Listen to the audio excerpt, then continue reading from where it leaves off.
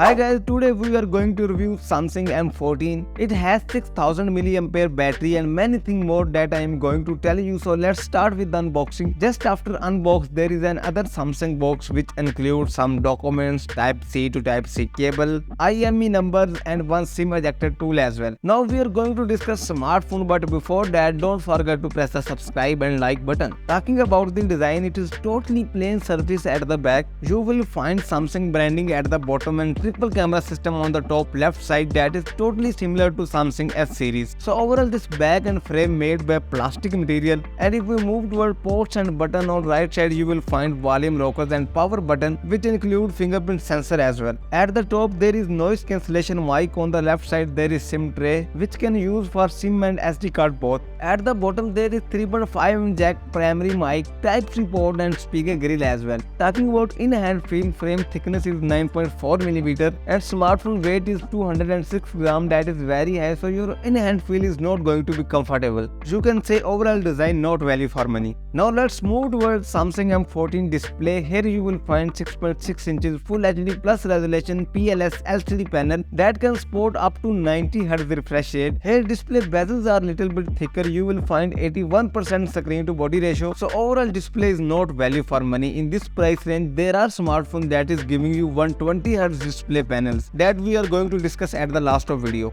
Now moving toward performance, here you will find Android 13 and One UI 5 out of the box that is powered by Samsung Exynos 1330 chipset that is based on 5nm technology with this 2.4 GHz clock speed and mAh G68 graphics as well. About RAM, here is only one option that is 4GB, so overall performance you can say it is value for money. In this price range 5nm chipset is very good option. Talking about Samsung M14 camera, you will find triple camera system at the rear, 50 megapixel main camera, then 2 megapixel macro and 2 megapixel depth lens as well, and it has panorama and HDR support as well. So overall image quality in this price range it is just average you can say. At the front there is 13 megapixel selfie camera and front and back both you can record 1080p on 30 fps. Let's talk about connectivity. Here you will find Wi-Fi, Bluetooth 5.2, GPS, NFC and 3.5mm jack as well, but you will not find radio and infrared port. Now talking about last part, battery, here you will find 6000 mAh battery that can easily use for 2 and 3 days, and it is supported by 15 watt fast charging as well. If we conclude our complete review, this smartphone performance and battery is value for money. Rest everything is just average. In this price range you can check out OnePlus Note CE3 Lite as well that is giving you 108 megapixel camera, and Redmi Note 12 as well that is giving you 120 Hz display panel. So at the last, if you like this video please press the like and don't forget to subscribe the channel.